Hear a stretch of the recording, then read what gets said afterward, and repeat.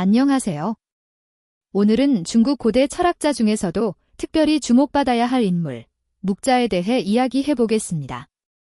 묵자는 기원전 5세기경 중국 전국시대에 활동한 철학자로 그의 핵심 사상인 겸해, 즉 편견 없는 사랑의 철학을 통해 당시 사회의 근본적인 변화를 추구했습니다.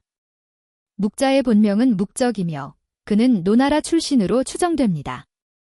당시 중국은 춘추전국 시대의 혼란 속에서 수많은 사상가들이 등장했는데 공자의 유교, 노자의 도교와 함께 묵자의 묵가 사상은 제자백가 중 하나로 큰 영향력을 행사했습니다.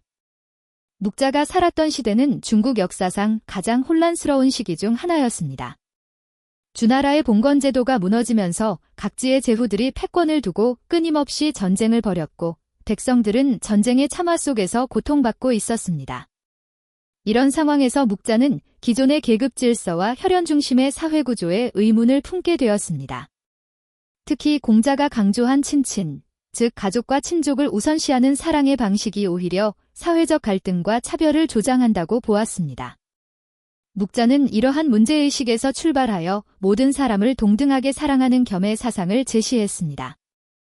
이는 당시로서는 매우 혁명적인 사상이었습니다. 겸해란 무엇일까요? 겸해는 겸과의 두 글자로 이루어져 있습니다. 겸은 두루 미치라, 편견 없이 대하다는 의미이고 애는 사랑이라는 뜻입니다. 따라서 겸해는 편견 없는 사랑, 차별 없는 사랑을 의미합니다. 묵자는 겸해를 통해 사회의 모든 구성원이 서로를 동등하게 사랑하고 배려해야 한다고 주장했습니다. 이는 단순히 감정적인 사랑을 넘어서 실질적인 이익과 복지를 함께 추구하는 적극적인 사랑을 의미합니다. 겸해의 핵심은 타인의 가족을 자신의 가족처럼, 타인의 나라를 자신의 나라처럼 사랑하는 것입니다. 이때 사랑은 추상적인 감정이 아니라 구체적인 행동으로 나타나야 합니다. 묵자는 겸해를 실천하는 방법으로 상대방의 이익을 자신의 이익처럼 생각하고 상대방의 고통을 자신의 고통처럼 느끼며 상대방의 명예를 자신의 명예처럼 소중히 여기는 것이라고 설명했습니다. 묵자는 기존의 사랑 방식을 별애라고 비판했습니다. 별애는 차별적 사랑, 즉 가족이나 친족 등 특정 집단을 우선시하는 사랑을 의미합니다. 묵자는 이러한 별애가 사회의 모든 혼란과 갈등의 근본 원인이라고 보았습니다. 별애의 문제점은 무엇일까요? 첫째, 별애는 사회적 불평등을 정당화합니다. 자신과 가까운 사람만을 우선시하다 보면 다른 사람들의 권리와 이익은 무시하게 됩니다. 둘째, 별애는 집단 간의 대립과 갈등을 야기합니다. 각자 자신의 집단만을 위해 행동하다 보면 필연적으로 다른 집단과 충돌하게 됩니다. 셋째, 별애는 사회 전체의 발전을 저해합니다. 개인이나 소집단의 이익만을 추구하면 사회 전체의 이익은 희생될 수밖에 없습니다. 넷째, 별애는 도덕적 타락을 가져옵니다. 친소관계에 따라 옳고 그름을 판단하게 되면 보편적인 도덕 기준이 흔들리게 됩니다. 묵자는 이러한 별애의 폐해를 극복하기 위해 겸해가 필요하다고 주장했습니다.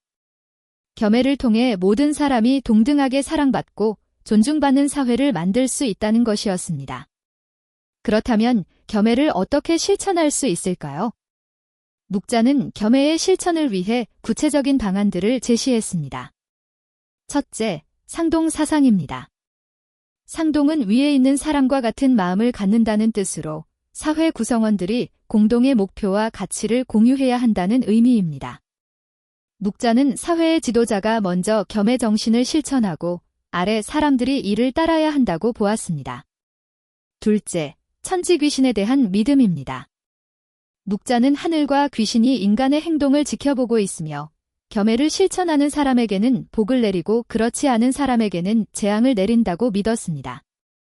이는 겸해 실천의 종교적 동기를 제공하는 것이었습니다.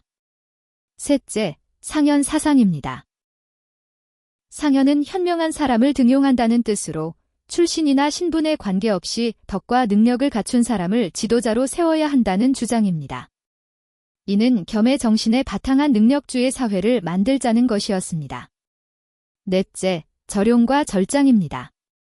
절용은 사치를 금하고 검소한 생활을 하자는 것이고 절장은 화려한 장래를 금하자는 것입니다.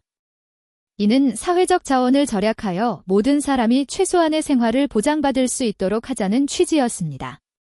다섯째, 비약과 비공입니다. 비약은 음악을 반대하는 것이고 비공은 공격적인 전쟁을 반대하는 것입니다. 묵자는 음악과 전쟁이 모두 백성들의 고통을 증가시킨다고 보았습니다. 묵자의 겸해 사상은 다른 철학자들의 사상과 어떤 차이가 있을까요? 먼저 공자의 인사상과 비교해 보겠습니다. 공자는 인을 통해 사랑의 중요성을 강조했지만 그 사랑은 가족에서 시작해서 점차 확대되어 나가는 차등적 사랑이었습니다. 반면 묵자의 겸해는 처음부터 모든 사람을 동등하게 사랑하는 무차별적 사랑입니다. 공자가 혈연과 친소관계를 중시했다면 묵자는 이러한 구분 자체를 부정했습니다. 공자의 사상이 기존 질서를 개선하려는 개량적 성격을 띠었다면 묵자의 사상은 기존 질서를 근본적으로 바꾸려는 혁명적 성격을 띠었습니다. 다음으로 노자의 도사상과 비교해 보겠습니다. 노자는 무의자연을 통해 인위적인 노력을 최소화하고 자연의 질서에 맡기자고 주장했습니다. 반면 묵자는 적극적인 실천을 통해 사회를 개선하려고 했습니다. 노자가 개인의 내적 완성을 중시했다면 묵자는 사회 전체의 이익을 우선시했습니다. 노자의 사상이 은둔적이고 소극적이었다면 묵자의 사상은 참여적이고 적극적이었습니다. 묵자의 겸해 사상은 현대에도 여전히 유효한 메시지를 던져줍니다. 첫째, 인권과 평등의 관점에서 겸해는 현대 인권 사상의 선구적 형태라고 볼 수 있습니다. 모든 사람을 동등하게 대하고 차별하지 않는다는 겸해의 정신은 현대 인권 선언의 핵심 가치와 일치합니다. 둘째, 세계화 시대의 겸해는 직구촌 공동체 의식의 철학적 토대를 제공합니다. 국가와 민족을 초월한 보편적 사랑은 현대 사회가 직면한 지구적 문제들을 해결하는 데 필요한 정신적 자원입니다. 셋째, 환경 문제의 관점에서 겸해는 생태적 사고의 근간을 제공합니다. 모든 존재를 동등하게 사랑한다는 겸해의 확장된 해석은 인간과 자연의 조화로운 관계를 모색하는 현대 환경 철학과 맞닿아 있습니다. 넷째, 사회복지와 정의의 관점에서 겸해는 사회적 약자에 대한 배려와 사회 전체의 복지 증진을 위한 철학적 근거를 제공합니다. 모든 사람의 이익을 동등하게 고려한다는 겸해의 정신은 현대 복지국가의 이념과 상통합니다. 다섯째, 갈등 해결과 평화의 관점에서 겸해는 차이와 대립을 넘어서는 화해와 상생의 철학을 제시합니다. 상대방을 자신처럼 사랑한다는 겸해의 정신은 현대 사회의 다양한 갈등을 해결하는 중요한 실마리를 제공합니다. 물론 묵자의 겸해 사상에도 한계와 비판점이 있습니다. 첫째, 현실성의 문제입니다. 모든 사람을 동등하게 사랑하는 것이 과연 현실적으로 가능한지 의문이 제기됩니다. 인간은 본능적으로 가족과 친족을 더 사랑하게 되어 있으며 이는 자연스러운 감정입니다. 둘째, 개별성의 무시 문제입니다. 겸해는 개인의 특수한 관계와 감정을 무시하고 모든 사람을 똑같이 대하라고 요구합니다. 그러나 이는 인간관계의 깊이와 특별함을 평준화시킬 위험이 있습니다. 셋째, 강제성의 문제입니다. 묵자는 겸해 실천을 위해 강력한 권위와 통제를 전제로 했습니다. 이는 개인의 자유와 자율성을 침해할 수 있는 전체주의적 위험을 내포하고 있습니다. 넷째, 감정과 이성의 분리 문제입니다. 겸해는 이성적 계산에 바탕한 사랑을 강조하면서 자연스러운 감정을 억압할 수 있습니다. 이는 인간의 감정적 측면을 경시하는 결과를 낳을 수 있습니다. 다섯째, 문화적 다양성의 문제입니다. 겸해는 하나의 보편적 가치를 모든 사람에게 적용하려고 합니다. 그러나 이는 각 문화와 사회의 고유한 가치와 전통을 무시할 수 있습니다. 이러한 한계에도 불구하고 겸해 사상은 현대 사회에서 여러 방면으로 적용될 수 있습니다. 교육 분야에서는 차별 없는 교육 기회 제공과 모든 학생에 대한 공평한 대우를 통해 겸해 정신을 실현할 수 있습니다. 출신이나 배경에 관계없이 모든 학생이 자신의 잠재력을 발휘할 수 있도록 돕는 것이 겸해 교육의 핵심입니다. 정치 분야에서는 모든 시민의 이익을 동등하게 고려하는 정책 결정과 사회적 약자에 대한 배려를 통해 겸해 정신을 구현할 수 있습니다. 특정 집단의 이익만을 대변하는 것이 아니라 사회 전체의 복지를 추구하는 것이 겸해 정치의 방향입니다.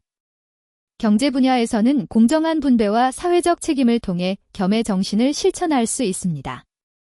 극심한 빈부격차를 해소하고 모든 사람이 최소한의 생활을 보장받을 수 있도록 하는 것이 겸해 경제의 목표입니다. 국제관계에서는 자국의 이익만을 추구하는 것이 아니라 인류 전체의 평화와 번영을 위해 협력하는 것이 겸해 외교의 정신입니다. 지구적 문제 해결을 위한 국제협력과 개발도상국에 대한 지원이 그 구체적인 실현 방안이 될 수 있습니다. 묵자의 겸해 사상은 현대 윤리학의 여러 이론과도 연결됩니다. 공리주의와의 관계에서 겸해는 최대 다수의 최대 행복을 추구한다는 공리주의 원리와 유사합니다. 다만 겸해는 단순히 쾌락이나 행복의 총합을 계산하는 것이 아니라 모든 사람의 이익을 동등하게 고려한다는 점에서 차이가 있습니다. 의무론과의 관계에서 겸해는 모든 사람을 동등하게 대하라는 보편적 의무를 제시합니다.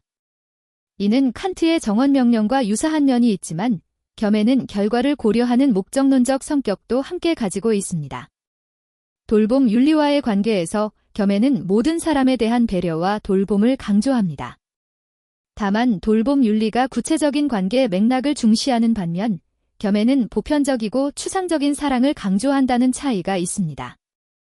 덕 윤리와의 관계에서 겸해는 사랑이라는 덕목을 중시합니다. 겸해를 실천하는 사람은 편견 없는 사랑이라는 덕을 체현한 사람이라고 볼 수 있습니다. 묵자의 겸해 사상은 2500년이 지난 지금도 여전히 우리에게 깊은 울림을 줍니다.